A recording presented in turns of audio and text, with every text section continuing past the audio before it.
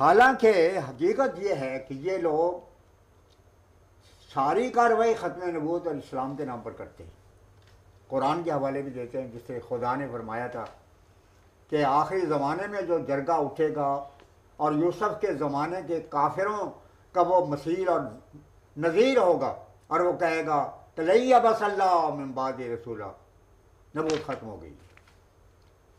تو اس میں یہ فرمایا کہ یجادلون فی آیات اللہ بغیر سلطان اتاہم، کہ وہ قرآن کے آڑ میں قرآن کا نام لے کے جھگڑا کریں گے، قرآن کو بدل دیں گے اپنے مقاصد کے لیے، خود بدلتے نہیں، قرآن کو بدل دیتے ہیں۔ ہوئے کس درجہ فقیہان حرم بے توفیق۔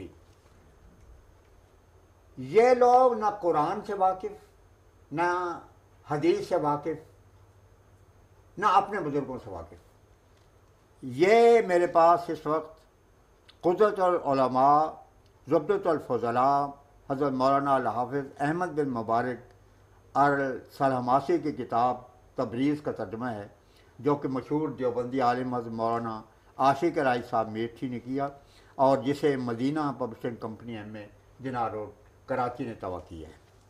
اس کا میں صرف ایک صفحہ آپ کے سامنے رکھتا ہوں کہ محمد عربی صلی اللہ علیہ وسلم کی کیا شان ہے جو ان بزرگوں نے دیکھی۔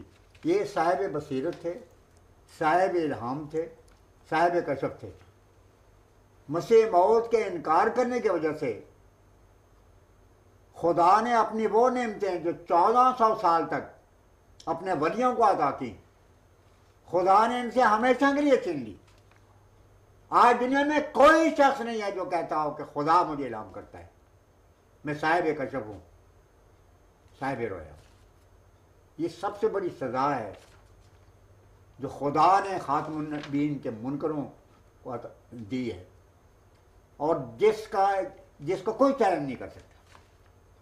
دنیا میں کوئی ایک بھی غیر احمدی عالم دین، عرب میں ہو عجم میں ہو، پاکستان میں رہنے والا ہو، انڈونیشیا کا ہو، بنگلہ دیش کے ہو، سعودی عرب میں ہو، مصر میں ہو، ٹیونس میں ہو، کوئی ایک بڑے سے بڑا عالم، مفکر، ہسٹورین، جو چاہے ہو سکتے ہیں، مگر خدا کے آستانے سے ان کے ساتھ کوئی تعلق نہیں ہے۔ دیکھیں قرآن کہتا ہے قیامت کے دن سب سے بڑی سزا کافروں کو اور بے ایمانوں کو اور دوستیوں کو اور مجرموں کو یہ ملے گی کہ خدا ان سے کلام نہیں کرے۔ تو یہ سزا خدا نے مسیح موعود علیہ السلام کی تکفیر کرنے والوں کو اس وقت سے دی ہے جب سے کہ انہوں نے تکفیر کا یہ کارخانہ شروع کیا، اور یہ قیامت تک رہے گی۔ اب میں بتاتا ہوں کہ پہلے بزرگوں کو جو عاشق رسول تھے، جو صحیح معنوں میں محمد مصطفیٰ صلی اللہ علیہ وسلم کو خاتم النبیین سمجھتے تھے، اور جنہیں ختم نبوت کا فیض خدا کی طرف سے الہام اور کشف کی صورت میں ظاہر ہوا تھا، انہوں نے کیا محمد عربی وسلم کا فیضان دیکھا۔ حضرت سلامات سے یہ کتاب دیوبندیوں نے شائع کی ہے، یاد رکھیں، کراچی سے چھپی ہے، یعنی ترجمہ اس کا، اس شان کی بلند پایہ کتاب ہے۔ یہ کسی معمولی عالم کی کتاب نہیں، اپنے دور کے ایک کامل صوفی ہیں اور صاحب کشف اور الہام ہے۔ آپ فرماتے ہیں کہ محمد عربی صلی اللہ علیہ وسلم کی کیا شان۔ دیکھیں حضرت مسیح موعود علیہ السلام کا کلام کہ میں تو محمد عربی صلی اللہ علیہ وسلم کے چاند کا چہرہ تمام دنیا کو دکھانے کے لیے آیا ہوں، اور رب غنی نے محمد رسول اللہ صلی اللہ علیہ وسلم کے چاند کو دکھانے کے لیے مجھے آئینہ بنا دیا ہے۔ ایک آئینہ تو وہ ہے جو انسان خود دیکھتا ہے، فرمایا کہ میں وہ آئینہ ہوں کہ میں دنیا کو دکھانے کے لیے آیا ہوں کہ محمد مصطفیٰ صلی اللہ علیہ وسلم کی عظمت اور شان کیا ہے، اور کس طرح خدا نے تمام مخلوقات میں تمام نبیوں کے سردار ہونے کا منصب حضور صلی اللہ علیہ وسلم کو عطا فرمایا ہے۔ تو حضرت سلامی کہتے ہیں کہ ہر عاشق رسول میں آپ کی صورت اس طرح مرتسم ہوئی ہے جیسے آئینہ کے سامنے کوئی کھڑا ہو. دیکھیں بالکل وہی اصطلاح استعمال کی ہے جو حضرت مسیح موعود علیہ السلام نے ایک مصرے میں اس کو شمو دیا ہے. جیسے آئینہ کے سامنے کوئی کھڑا ہو تو وہ خود آئینہ کے اندر نہیں آیا بلکہ اس کی صورت اس میں اتر آئی ہے. اور جتنے آدمی بھی آئینہ پر نظر ڈالیں گے وہ صورت بیک وقت سب کو نظر آئے گی. یہی وجہ ہے کہ بے شمار مخلوق ایک ہی وقت میں مختلف جگہوں پر خوابوں میں آپ کی زیارت سے مشرف ہوتی ہے. کتنا باریک نقطہ ہے کہ کوئی مشرق میں ہے اور کوئی مغرب میں، اور ایک شمال میں ہے تو دوسرا جنوب میں، مگر سارا عالم چونکہ ذات محمدی کا آئینہ بنا ہوا ہے اس لیے اپنے اپنے مقام پر بیٹھے ہوئے سب نے صورت مبارکہ کو دیکھ لیا، نہ یہ کہ آپ کی ذات مطہرہ بیک وقت اماکن مختلفہ میں سب کے پاس پہنچ گئی. پس صاحب فتح جب اس صورت مبارکہ کو دیکھتا ہے خواہ حالت بیداری میں ہو یا بحالت خواب کے. بن باز صاحب جو سعودی عربیہ کے مفتی اعظم تھے کسی زمانے میں، انہوں نے فتویٰ دیا ہے کہ جو شخص یہ عقیدہ رکھے کہ حضرت صلی اللہ علیہ وسلم کشم میں نظر آئے ہیں وہ کافر اور دائرہ اسلام سے خارج ہے. تب لیکن آپ فرماتے ہیں کہ اللہ تعالیٰ رسول اللہ کے عاشقوں کو بیداری میں بھی یا بحالت خواب آپ کی زیارت کی ساتھ بخشتا ہے تو اس کی بصیرت پیچھے پیچھے چلتی اور چشمے قلب کو جس کی صورت محمدیہ دیکھی ہے قوت اور مدد پہنچا کر نور عالم کو پھاڑتی ہوئی ذات مبارکہ تک پہنچتی اور عین ذات کے مشاہدے سے فیض یاب ہوتی ہے. اور جو شخص بصیرت سے معلوم ہے اگر حق تعالیٰ فضل و احسان فرمائے تو کبھی وہ بھی عین ذات کا مشاہدہ کر لیتا ہے کہ ذات مطہرہ اس مقام پر خود تشریف لے آتی ہے کیونکہ اپنے متعلق اس کی کمال محبت اور سچے تعلق کو معلوم فرما رہتی ہے.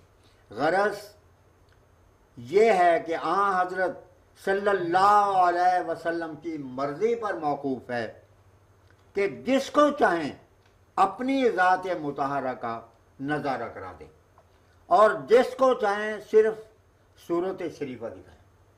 نیز آپ کی صورت اصلیہ کا ظہور دوسری صورتوں میں بھی ہوا کرتا ہے کہ تمامی انبیاء علیہ السلام اور آپ کی امت کہ تمام اولیاء کی صورتیں آپ کی صورت شریفہ کے مظاہر ہیں.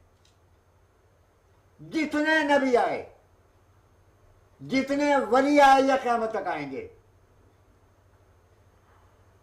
وہ کسی نہ کسی شکل میں محمد رسول اللہ کی تصویر ہے.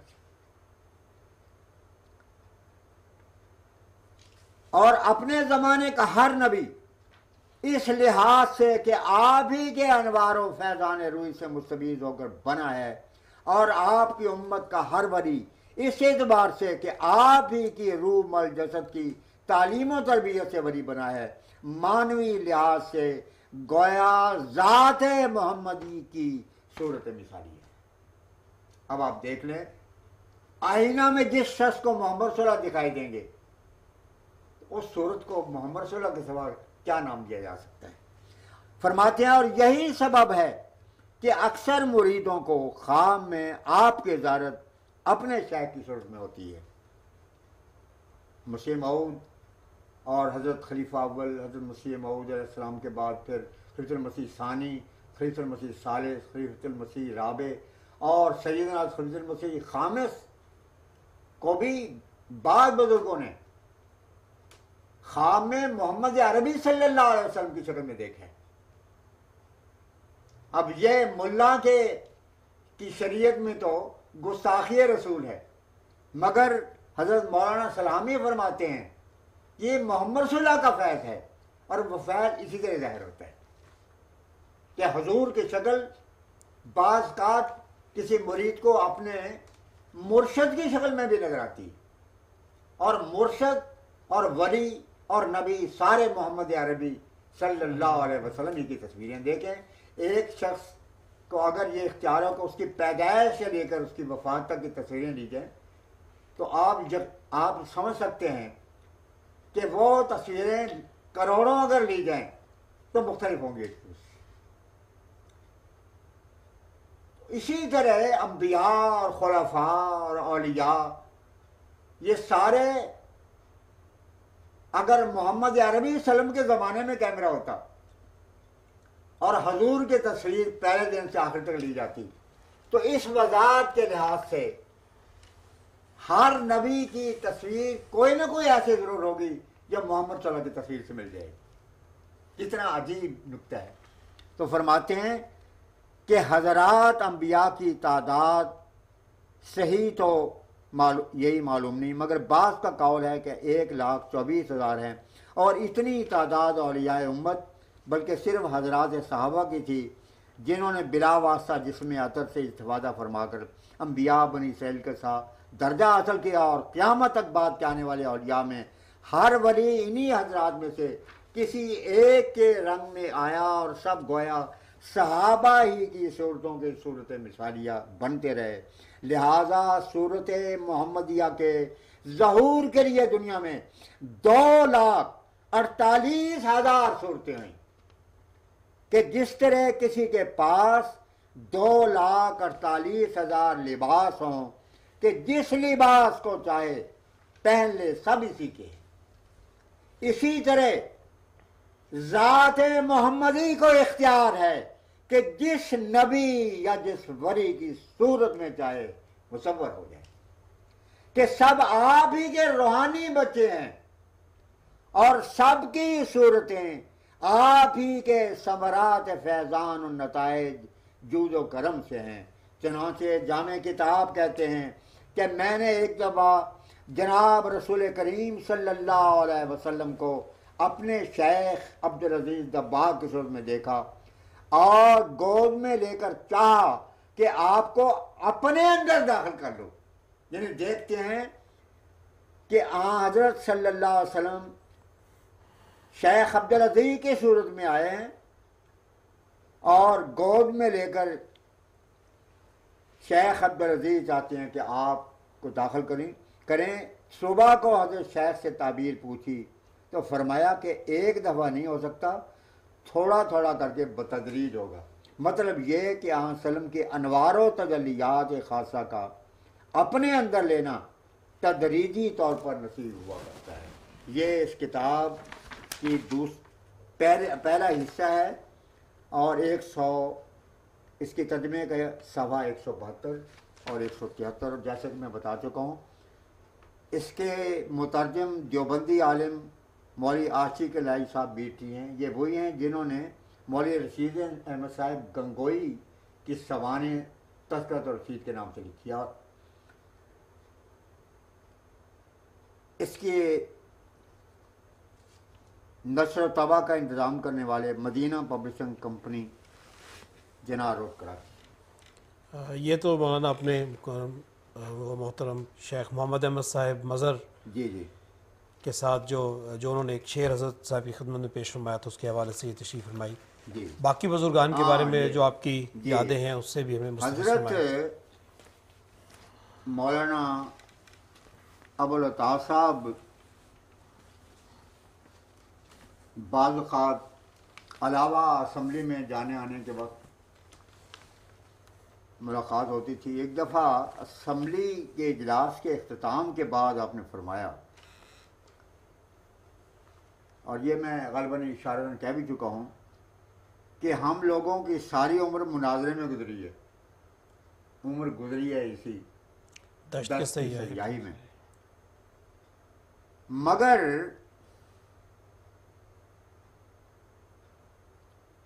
حضور کے جوابات یہ خدا کے خاص تصرف کے ماتحت ہیں، اور ان سے نظر آتا ہے کہ یہ جناب الہی کی طرف سے سکھائے گئے ہیں، اس لیے کہ ساری عمر ہماری گزری ہے کتابیں پڑھتے ہوئے، اعتراضوں کا جواب دیتے، مناظرے اور مباحثے کرتے ہوئے، مگر کبھی ہمارے ذہن اور خیال اور گمان سان میں بھی یہ جواب نہیں آیا۔ بلکہ جب حضور نے خود ذکر فرمایا خلیفۃ المسیح ثالث نے اپنے خطبے میں، اور آپ کے جو نئی مارکت الآراء تصنیف ہے تاریخ انصار اللہ میں، اس میں بھی اس کا ذکر موجود ہے. حضور نے فرمایا کہ میں نے اس میں یہ بات جب پوچھا گیا مجھ سے کہ مرزا صاحب نبی تھے, نبی ہونے کا دعویٰ کیے, حضور نے فرمایا کہ نہیں. یہ جواب انتہائی بلیغ تھا اور سب کو حیرت میں ڈال دیا. مولانا عبدالعزیز صاحب فرمانے کہ میں بھی حیران ہو گیا تھا. لیکن اس کے بعد حضور نے فرمایا کہ حضرت صلی اللہ علیہ وسلم کے بعد جو شخص اپنے تئیں نبی کہتا ہے وہ دجال اور کذاب اور دار اسلام سے خارج ہے. بانی جماعت احمدیہ نے کبھی نبی ہونے کا دعویٰ نہیں کیا. دعویٰ کیا ہے امتی نبی ہونے کا, جس کے معنی یہ ہیں کہ میں تو محمد رسول اللہ کے سورج کا آئینہ ہوں. دراصل اگر اس آئینے میں کوئی روشنی ہے تو وہ برہون منت ہے شمس محمدیت. بانی جماعت احمدیہ نے خود فرمایا کہ این چشمہ رواں کے بخلق خدا دے ہم یا قطرہ دے بہر کمال محمد.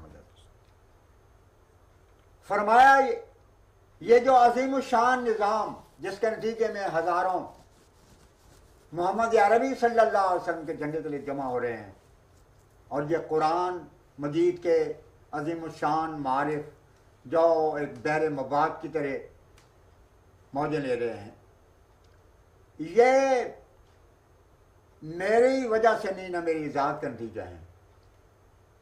یہ سب محمد عربی صلی اللہ علیہ وسلم کے فیضان کے نتیجے میں ہے. حضرت سمندر ہیں جس کا کوئی کنارہ نہیں, اور میں اس کا ایک قطرہ ہوں. تو بانی جماعت احمدیہ کا اتنا ہی دعویٰ ہے کہ محمد عربی صلی اللہ علیہ وسلم کمالات کے ناپیدا کنار سمندر ہیں, اور اس سمندر کا ایک قطرہ محمد رسول اللہ کی جوتیوں کے طفیل مجھے عطا. اب سیدی حضرت مرزا طاہر احمد صاحب کے متعلق بھی آپ نے اس سوال میں جی دراصل اس اسمبلی کے سلسلے میں ابتدا سے لے کر آخر تک سب سے زیادہ مجھے جو سعادت ملی وہ حضرت سیدی حضرت صاحبزادہ مرزا طاہر احمد صاحب خلیفۃ المسیح رابع رحمہ اللہ تعالی کے ڈیوٹیوں میں حاضری کا شرف حاصل ہوا. بے تکلفی بھی بے انتہا کی تھی. ابتدا سے آخر تک ہر مرحلے پر محضر نامے کے لکھنے پہنچانے, پھر سوالوں کے جوابات. ایک دفعہ فرمان لگے کہ ہمیں تو کچھ پتہ نہیں ہے کہ سوالات کیا ہونے والے ہیں, تو کچھ نہ کچھ خود ہی اندازہ کر کے, تو خدا سے دعا کر کے کچھ سوالوں کے جواب بناتے رہا کرو, پتہ نہیں کس وقت کی ضرورت ہو. لوگوں میں تو ملاؤں نے مشہور کیا تھا کہ پہلے کوئی بتا دیا کرتا ہے, حالانکہ اس سے بڑا جھوٹ 20ویں صدی میں شاید ہی کسی نے بولا ہو. تو بات اتنی تھی. حضور کے ارشاد پر میں نے پھر کئی حوالے کئی فائلیں بنائیں. آپ کسی وقت اگر تفصیل لیں تو میں ان کو دکھا سکتا ہوں. کچھ چھوٹے ہی تھیں, کچھ بڑی تھیں. پھر مختلف مضامین کے لیے الگ بنائی گئی کہ ممکن ہے کہ اس کی ضرورت پڑ جائے. اس کے علاوہ یہ ہے کہ روا سے اسلام آباد آنے کے لیے حضرت سیدی حضرت مرزا طاہر احمد صاحب نے خود ہی انتظام کیا اور فرمایا کہ میں اپنے گاڑی پہ آپ حضرات کو لے جاؤں گا. تو جتنی دفعہ ہم گئے ہیں, حضرت خلیفۃ المسیح ثالث کا قیام تو وہاں ایک مخلص احمدی قاضی محمد شفیق صاحب رسالدار مرحوم کے ہاں تھی، آپ کا قیام وہاں تھا، اور ہم لوگوں کو حضور ارشاد فرماتے کہ آپ جا سکتے ہیں، پاس کر خود حضور بھی درمیان میں ربا تشریف لائے، لیکن بہرحال اس کے علاوہ پھر ہمارا قیام نہیں ہوتا تھا، بلکہ حضور کا ارشاد ہوتا کہ آپ فوراً چلے جائیں۔ چنانچہ جس وقت آخری دن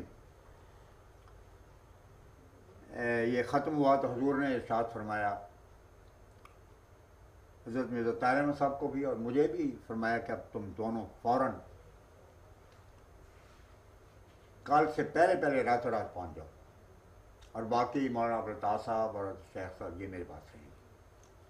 اس کا میں ذکر کرنا چاہتا ہوں خوشگوار یادوں میں، مگر اس سے پہلے اس سلسلے میں نے بتایا کہ حضور کی کار ہوتی تھی تو ہم اکثر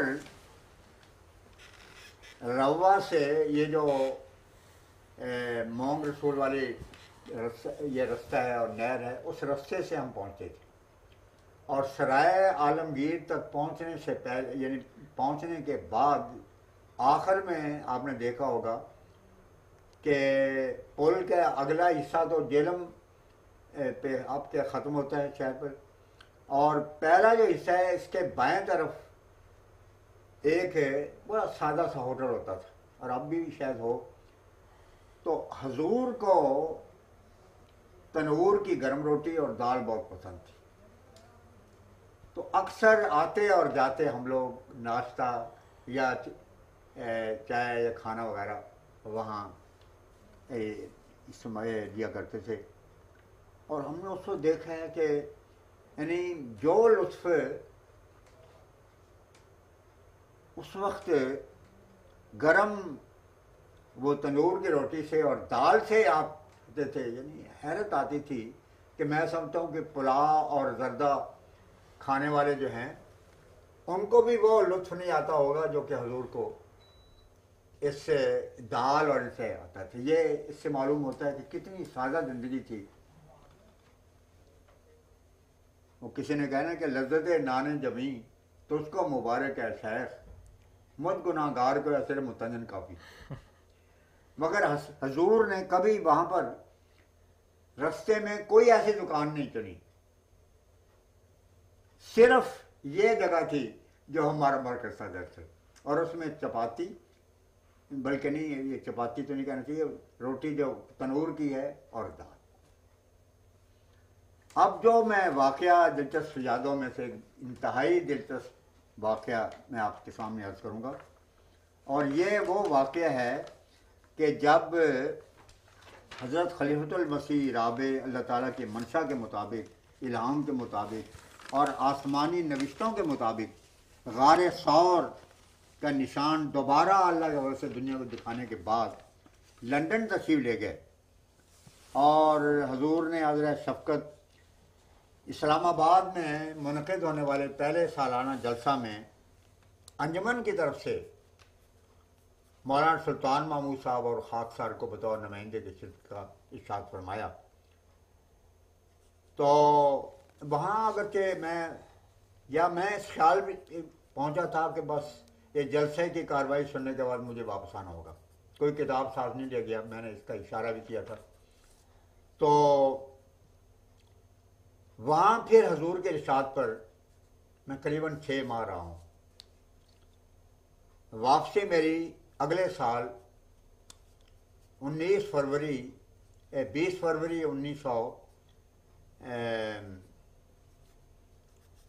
1986 میں ہوئی ہے، اور میری بیگم بھی ساتھ تھیں۔ حضور نے اتنی ذرا نوازی فرمائی کہ میری بچی جو عرصہ تک ٹورنٹو کے صدر لدنہ بھی رہی ہیں، طاہرہ صدیقہ، حضرت میں متین کہ حضور خاص طور پر انہیں خدمت کا موقع ملا، ان سے تربیت حاصل کی، 23 سال تک انہوں نے ٹورنٹو کے جلسے پر تقریریں بھی کی ہیں۔ ان کا بچہ یہ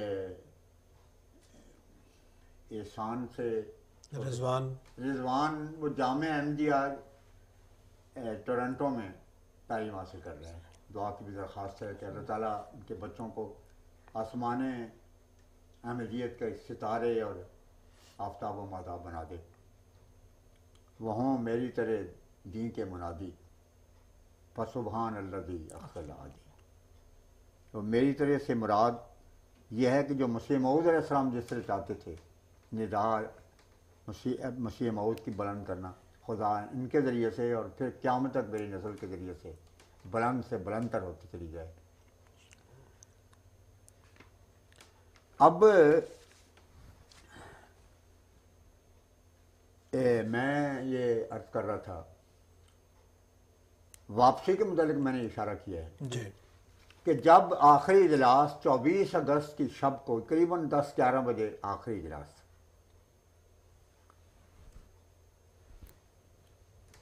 وہاں سے واپسی کے بعد حضور نے ہمیں ارشاد فرمایا، اور مجھے یاد ہے کہ شاید ہم نے وہاں کھانا بھی نہیں کھایا، کھانا رستے میں ہی کھایا۔ حضرت سیدنا طاہر نے مجھے کہا کہ میں کار لاتا ہوں، مجھے فرنٹ سیٹ پہ ہی بیٹھنے کے ساتھ فرمایا۔ خیر وہاں سے چلے تو مسجد نور مری روڈ کی جو ہے، میں بیت النور کہتا ہوں کیونکہ آئین یہ کہتے ہیں، اور بیت کا لفظ ہی ہے جو خانہ کعبہ کے لیے استعمال ہوا ہے، لیکن گلاب کو جس نام سے بھی یاد کیا جائے اس کی خوشبو تو نہیں جا سکتی، تو بیت خانہ کعبہ کے لیے خدا نے خود استعمال کیا، مسجد کا لفظ مسجد حرام کے لیے استعمال ہوا ہے، لیکن خانہ کعبہ کے لیے بیت کا لفظ استعمال ہوا ہے، تو وہی ہم استعمال کرتے ہیں۔ اب ہمارا اس سے کیا نقصان ہے؟ جی باہر کیف بیت نور تک جب ہم پہنچے تو حضرت خلیفۃ المسیح نے فرمایا، حضرت صاحبزادہ مرزا طاہر احمد صاحب نے، کہ دیکھیں حضرت امیر المومنین نے، یہ ان کے الفاظ تھے، حضرت امیر المومنین نے مجھے حکم دیا ہے کہ میں تمہیں راتوں رات رغ تک پہنچا دوں، گھر تک نہیں پہنچانے کا اشارت پائے، بلکہ روا تک پہنچانے کا ارشاد فرمایا گیا۔ تو اب یہ میرا فرض ہے، لیکن تمہارا بھی ایک فرض ہے۔ میں نے کہا حضرت وہ کون سا فرض ہے؟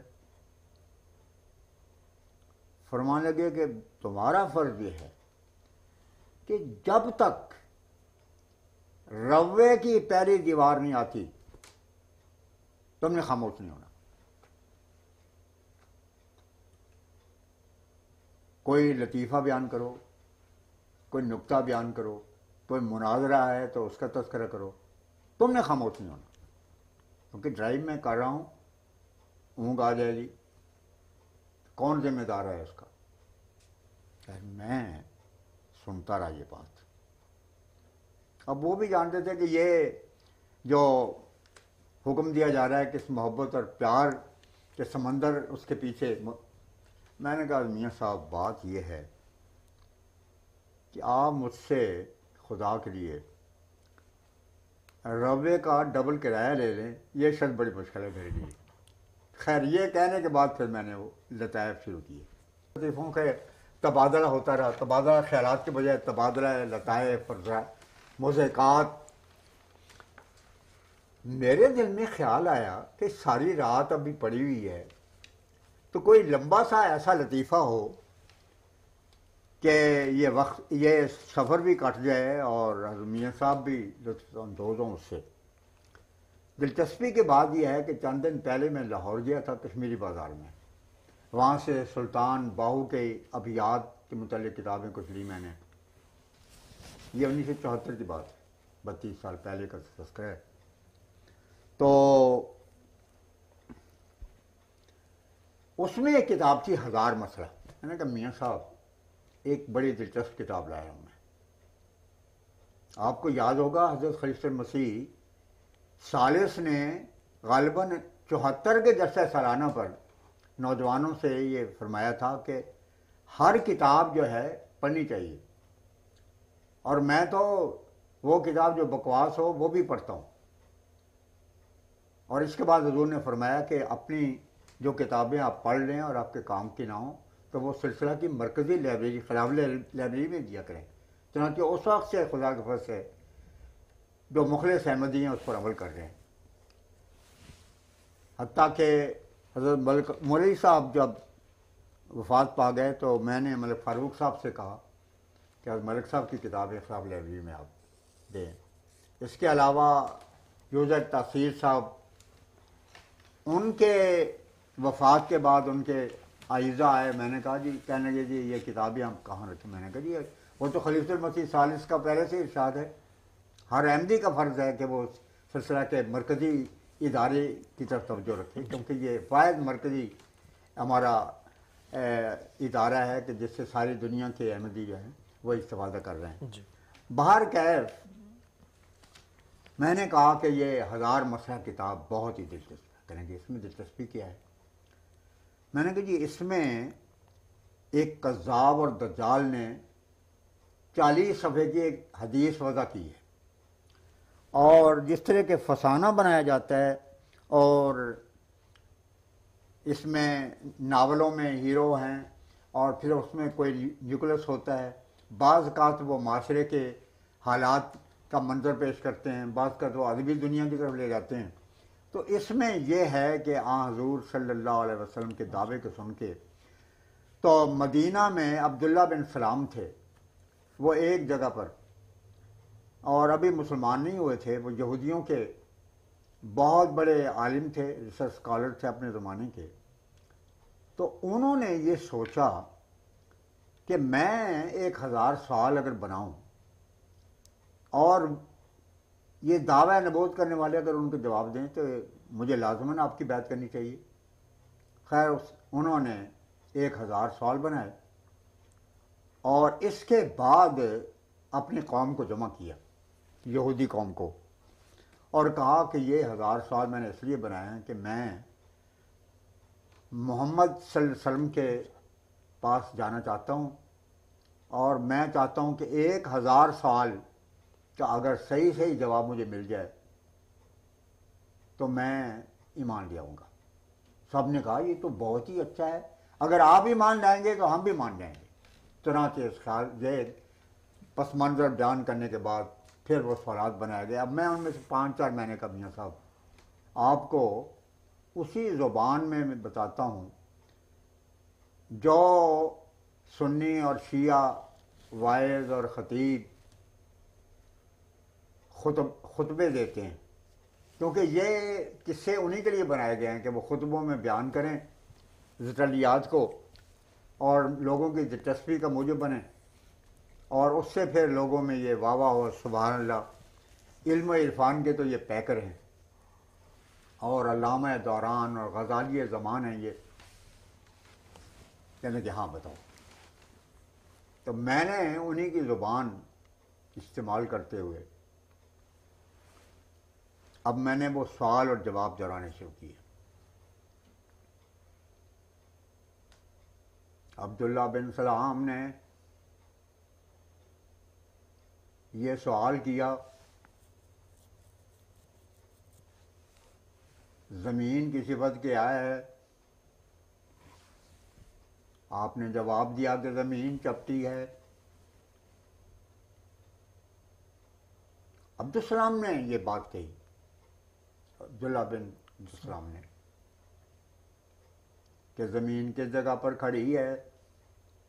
فرمایا رسول اللہ نے کہ تحقیق البتہ زمین کھڑی ہے ایک بیل کے سینگ کے اوپر. عرض کیا گیا وہ بیل کہاں پر کھڑا ہے؟ فرمایا رسول اللہ نے سونے کملی والے نے تحقیق البتہ زمین کھڑی ہے ایک بیل کے سینگ کے اوپر. عرض کیا گیا، کس نے عرض کیا ڈاکٹر صاحب؟ عبداللہ بن سلام نے عرض کیا. سامعین سو نہ جائیں، بہت دلچسپ قصہ ہے یہ. میرے بھائیوں ذرا توجہ کے ساتھ سنو اس بات کو، یہ پھر موقع نہیں آئے گا آپ کو۔ عرض کیا گیا کہ اس بیل کی صفت کیا ہے؟ فرمایا رسول اللہ صلی اللہ علیہ وسلم نے تحقیق البتہ نہیں چھوڑا، تحقیق البتہ بیل کھڑا ہے وادی غضبان کے اوپر، سبحان اللہ۔ عبداللہ بن سلام نے عرض کی تھا وادی غضبان کی صفت کیا ہے؟ فرمایا رسول اللہ نے، میرے سونے نبی نے، وادی غضبان جہنم کی وادی میں سے ایک وادی ہے جس کے 10,000 شہر ہیں۔ کتنے شہر ہیں؟ 10,000۔ 10,000 شہر ہیں، ہر شہر کے 10,000 محلے ہیں، ہر محلے میں 10,000 گلیاں ہیں، ہر گلی میں 10,000 مکان ہیں، ہر مکان کی 10,000 کوٹریاں ہیں، ہر کوٹری میں 10,000 سانپ ہیں، ہر سانپ کی 10,000 آنکھیں ہیں۔ عبداللہ بن سلام کہنے حق ہے یا رسول اللہ، فوراً مسلمان ہو۔ تو یہ ایک نمونہ تھا۔ اب حضرت سیدنا طاہر اس طرح وہ لطف اندوز ہو گئے، ہم نے جانا تھا منڈی بہاؤدین کی طرف، تو ہم پتہ کسی اور طرف چلے گئے۔ تو جب میں نے وادی غضبان کا لفظ استعمال کیا تو کہنے کہ آج سے ہم اس کا نام وادی غضبان رکھتے ہیں۔ تو یہ ان یادوں میں سے ایک ہے۔ اب حضرت خلیفۃ المسیح ثالث رحمہ اللہ تعالیٰ کی اس بارے میں صرف یہ معذرت چاہتا ہوں کہ ان ایام میں حضور کی خدمت میں ملاقات کے وقت میں روزانہ جو جاتا تھا تو اس کا براہ راست تعلق کتابوں اور حوالوں کے دیکھنے کے ساتھ تھا، لیکن چونکہ آپ کا سوال ہے اور خوش طبی کے معاملے کے لحاظ سے میں سمجھتا ہوں کہ اگر چند ماہ بعد کی کوئی بات ہو تو وہ بھی اس میں آپ اگر اجازت دیں تو اس سے حسن ذوق کے نظارے میں باہر ایک دلکش اضافہ ہو سکتا ہے۔ اجازت ہے تو میں عرض کروں، وہ ایک واقعہ میں صرف عرض کرنا چاہتا ہوں۔ بات یہ ہوئی کہ خاکسار نے جلسہ سالانہ کے سٹیج پر ایک تقریر کی تھی، تفسیر خاتم النبیین اور بزرگان سلف، اور اس میں اللہ تعالیٰ کی دی ہوئی توفیق سے پہلی دفعہ میں نے اسلامی ممالک خصوصاً ترکی سے لٹریچر منگوایا، اور ختم نبوت کے متعلق 1300 سال میں جو کتابیں شائع ہوئیں اور جو ہمیں میسر آ سکتی تھیں ان کی ریسرچ کی، اور میں نے یہ ثابت کیا کہ دیکھیں خاتم النبیین قرآن مجید کی آیت میں آیا ہے، اور قرآن عربی زبان میں نازل ہوا ہے، اور عربی کی خصوصیت یہ ہے کہ اس کا ہر لفظ 20 نہیں بعض کے ہزاروں میں رکھتا ہے۔ تو میں آپ کو بتاؤں گا کہ امت مسلمہ کے اکابر اور بزرگ اور صوفیاء اور مفسرین اور صاحب قلم اور دانشور اور مورخ، انہوں نے خاتم النبیین کی آیت پر معرکۃ الاعرار روشنی ڈالی ہے۔ کم از کم میری ریسرچ کے مطابق، یہ 1974 کی بات ہے، اس میں اللہ کے فضل 3 کا اور اضافہ ہوا ہے، کم از کم 30 معنی کیے ہیں، وہ معنی میں نے اس میں بیان کیے۔ تو ہمارے بہت مخلص بزرگ جنہوں نے شعبہ تاریخ کے لیے ٹائپ رائٹر اور ان کے خاندان، حضرت بابو قاسم الدین صاحب کا خاندان بہت مخلصین میں سے ہیں، سیالکوٹ کے، اور یہ ہمارے میاں مبارک احمد صاحب، مبارک علی صاحب اور میاں مبارک علی صاحب، اور دوسرے میاں اثر علی صاحب، اثر علی صاحب اور میاں عبد الماجد صاحب، یہ سارے خدا کے شعر ہیں، اور حضرت بابو قاسم دین صاحب سے نسبت کی وجہ سے بس یہ سمجھیں کہ یہ اخلاص کے پیکر ہیں۔ تو میاں عبداللطیف صاحب، میاں یہ جو بھائی، یہ میاں بھائی آٹوس، ہاں میاں بھائی آٹوس والے ایڈوکیٹ، وہ اس اسٹیج پر بیٹھے ہوئے تھے۔ تو تقریر ختم ہوتے ہوئے انہوں نے مجھے مبارکباد دی اور کہا کہ میں یہ چاہتا ہوں کہ 5000 کی تعداد میں تمہاری تقریر کو اپنے خرچ پر شائع کروں۔ تو میں نے شکریہ ادا کیا، میں نے کہا کہ آپ پھر اس طرح کریں کہ حضرت ناظر صاحب اشاعت حضرت قاضی محمد نذیر صاحب کی خدمت میں درخواست کریں آپ۔ چنانچہ درخواست لکھی، انہوں نے حضور کی خدمت میں عرض کی، حضور نے لکھا کہ ضرور شائع کی جائے، مگر میں اس کو اشاعت سے پہلے دیکھنا چاہتا ہوں، ایک نظر۔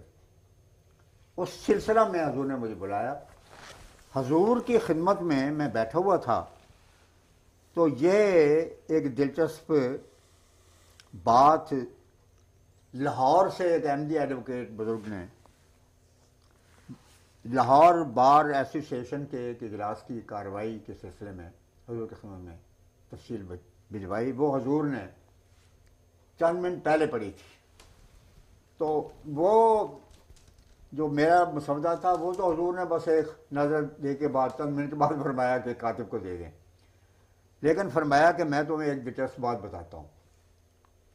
فرمان لگے بات یہ ہے، کہنے کہ وہ تو میں نے ذرا ملنے کا یہ بہانہ تھا، تو کتاب تم دے دو، لطیفہ میں سنانا چاہتا ہوں۔ فرمان لگے کہ خاتمے یہ لکھا ہے کہ یہ وہ ایام ہیں، یہ جو میں بات بیان کر رہا ہوں وہ دراصل بھٹو صاحب کے دور کے نہیں ہے۔ یہ بھٹو صاحب کا جو ضمیمہ ہے، قلب جموتو والا قلب کا مصداق، ضیاء الحق کی اس کے دور کی بات ہے، اور اس زمانے کی بات ہے جب کہ اس غاصب نے اپنا زبردست تسلط جما لیا تھا اور کہا تھا کہ میں قادر مطلق ہوں، اور یہاں تک کہہ دیا ایران سے آنے کے بعد، بلکہ ایران میں یہ بیان دیا کہ آئین کی کیا حیثیت ہے، 32 صفحے کا ایک چھوٹا سا قانون ہے، میں اس کو چاہوں تو پھاڑ دوں، اور یہ جو سیاسی لیڈر ہیں وہ اپنے دم ہلائے ہوئے اس کے پیچھے آ رہے ہیں۔ اس قسم کے الفاظ اس وقت استعمال کیے گئے۔ یہ اس زمانے کی بات ہے، ابتدائی زمانے کی بات، اور بڑا اس وقت ایک فرعون وقت کا جو روب داب موسیٰ کے زمانے میں تھا، اس کا اندازہ ہمیں اس دور میں ہوا، کیونکہ تاریخ وہ کہتے ہیں کہ اپنے آپ کو دہراتی ہے۔ یہاں بار روم ایسوسیشن میں سارے مخالف تھے، انہوں نے فیصلہ کیا کہ اس کے متعلق کوئی جلسہ ہونا چاہیے، لیکن ایسے رنگ میں ہو کہ قانون کے ذات میں نہ آئے اور سب باتیں حکایتوں کی شکل میں ہوں۔ تو صدر کی اجازت سے پہلے 2 جو مقرر تھے، ان کی وضاحت کے سلسلے میں اس میں حضور نے فرمایا کہ ایک نے یہ بات کہی کہ ایک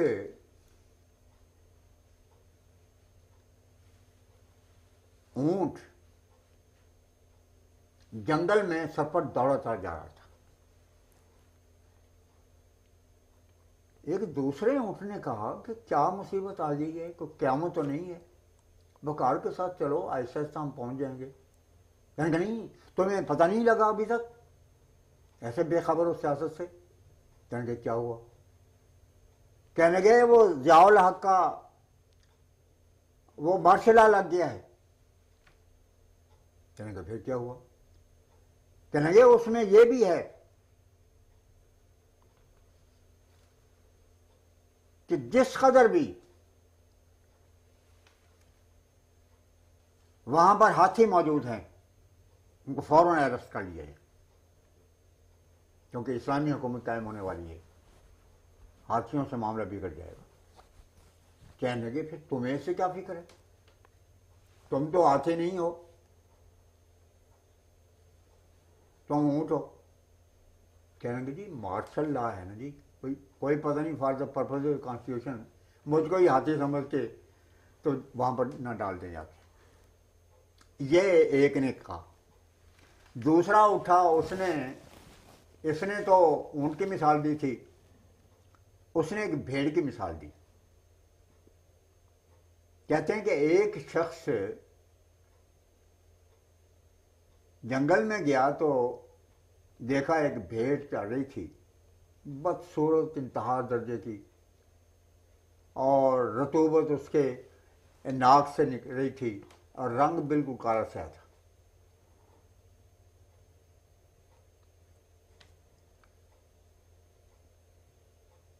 تو اس نے پوچھا کہ سنا ہے یہاں پریاں بھی رہتی ہیں؟ کہنے کہ ٹھیک کہتے ہو تم، شبہ تو مجھ پر ہی ہے لوگوں کا۔ کہنے لگے کہ اسی طرح ضیاء کو شبہ ہو گیا ہے کہ اللہ نے مجھے اسلامائزیشن کے لیے دنیا میں مبعوث فرمایا ہے۔ اب صدر صاحب کی باری آئی، بار ایسوسیشن کے پریزیڈنٹ کی۔ انہوں نے ایک خان صاحب کا واقعہ سنایا۔ کہنے کہ ایک خان صاحب جو بڑی سربردہ شخصیت تھیں، ان کے متعلق عوام میں یہ چرچا ہونے لگا کہ انہوں نے خدا کے چھوٹے بھائی ہونے کا دعویٰ کیا ہے۔ ہر مجلس میں، ہر گلی کوچے میں، ہر ہوٹل میں برننگ ٹاپک کے طور پر یہی زیر موضوع تھا اس دن۔ ایک مجلس میں 2-4 آدمی بیٹھے ہوئے بات کر رہے تھے۔ ایک کہنے لگا کہ یہ خامخواہ ایک شریف آدمی کے اوپر تہمت لگانے والی بات ہے، بدنام کرنے کی بات ہے، یہ کوئی سازش معلوم ہوتی ہے۔ دوسرے نے کہا دیکھیں ہو سکتا ہے سازش ہو، مگر دیکھیں انسان کے دماغ میں خلل آنے کا حادثہ تو سبھی کو لاحق ہو سکتا ہے۔ ہم مولوی محمد حسین صاحب آزاد کی نظمیں پڑھتے ہیں، ان کا آب حیات اور دوسری کتابیں وہ اس دور کے ادبیات کا شاہکار سمجھی جاتی ہیں۔ آخری عمر میں پاگل ہو گئے تھے وہ، بچے ان کو چھیڑتے تھے، وہ ان کو پتھر مارتے تھے، حالانکہ ریڈرز میں نظمیں ان کی پڑھتے تھے۔ تو ہو سکتا ہے دماغ خراب ہو گیا۔ ایک شخص کہنے لگا کہ اصل طریق تو یہ نہیں ہے کہ خام خواہ اس کے اوپر ہم کوئی گرا کریں، نزدیک ہی تو ان کی کوٹھی ہے، وہاں جا کے تو ان سے خود پوچھ لینا چاہیے تاکہ اصل حقیقت ہمارے سامنے آ جائے۔ 2 بھائی تھے، انہوں نے اس گپ شپ میں کوئی حصہ نہیں دیا۔ وہ دونوں اکٹھے وہاں سے نکلے اور خان صاحب کی کوٹھی پہ پہنچے، ناک کیا، وہاں انہوں نے اپنے ڈرائنگ روم میں ان کو بٹھایا۔ کہنے لگے یہ ارشاد، کہنے لگے نہیں کوئی ایسی بات نہیں، ہمارے دل میں ایک خیال آیا کہ اتنی عمر ہو گئی ہماری، ہم خدا کو نہیں دیکھ سکے، تو ہم نے سوچا یہ اللہ کا فضل ہو گیا کہ کم از کم خدا کے چھوٹے بھائی کو ہی کم از کم ان کی زیارت کر سکتے ہیں آپ۔ اب صاف بات ہے، مقصد یہ تھا کہ یہ ہاں یا نہ میں بات صاف ہو جائے گی۔ خان صاحب نے بڑے وثوق کے ساتھ اور اعتماد کے ساتھ کہا ہاں یہ واقعی کہ معاذ اللہ کے فضل سے آپ کو زیادہ نصیب ہو رہی تھی خدا کے چھوٹے بھائی کی۔ کہیں کہ الحمدللہ یہ تو بڑی اللہ کی کرم نوازی ہے، آپ کا احسان ہے کہ آپ نے شر بخشا ہے۔ بس ایک درخواست ہے۔ بڑا بھائی کہنے لگا کہ درخواست یہ ہے کہ یہ جو میرا چھوٹا بھائی ہے اس کی دائیں آنکھ سلامت ہے، بائیں آنکھ جو ہے وہ سلامت نہیں ہے، وہ اندر ہے، یعنی ایک آنکھ کام ہی نہیں کرتی۔ تو آپ کے بڑے بھائی نے ایک آنکھ دی ہے میرے بھائی کو، آپ اس کے چھوٹے بھائی ہیں، چھوٹی سی آنکھ آپ بھی مرمت فرما دیں، ہم بھی کیا یاد کریں کہ خدا رکھتے تھے، کہ ہاں یہ مطالبہ تو بالکل معقول ہے، لیکن اصل بات دیکھیں نا، بات یہ ہے کہ حکومتوں میں بھی یہ چیز ہے، چھوٹی سے لے کر بڑی حکومتوں تک وہ تقسیم کار پر اپنے سارے نظام کی بنیاد رکھتی ہیں. تو ہر ڈپارٹمنٹ کے اپنے فرائض ہیں. آنکھیں بنانے، آنکھوں کو صاف کرنے، آنکھوں میں زیادہ نور برپا کرنے، اس کی ذمہ داری بڑے بھائی نے اٹھائی ہوئی ہے. اور کسی کو اندھا کرنا، یہ اس ناچیز کے کندھوں کے اوپر یہ فرض عائد کیا گیا ہے. تو اگر آپ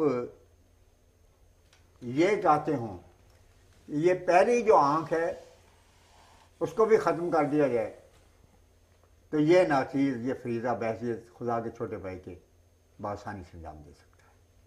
یہ مثال بیان کرنے کے بعد کہنے کا ضیاء الحق صاحب مسلمانوں کو اور اسلام کو ضائع کرنا جانتے ہیں، اسلام قائم کرنے کا تو کوئی سوال پیدا نہیں ہوتا. جالب صاحب نے بھی تو ایک شعر کہا تھا کہ سب کچھ تمہیں کرنے کی اجازت ہے مگر خدا کے لیے اسلام کا جلوس نہ نکالو. تو یہ دلچسپ یادوں کا ضمیمہ تھا. آپ کے حکم کی تعمیل پتہ نہیں ہوئی ہے یا نہیں ہوئی، آپ نے نمبر 100 میں سے کم پاس ہی کر دیں تو. آپ نے مولانا صاحب اس کے دوران ضمناً سے بتایا کہ حضرت خلیفۃ المسیح ثالث رحمہ اللہ کا اس تمام کارروائی کے دوران اسلام آباد میں قیام کس گھر میں رہا، تو ریکارڈ کے لیے جی محمد شفیق احمد صاحب کے قاضی شفیق صاحب کے گھر. ٹھیک ہے، جزاکم اللہ. کیا تھوڑا سا تعارف آپ ان کا کروا دیں.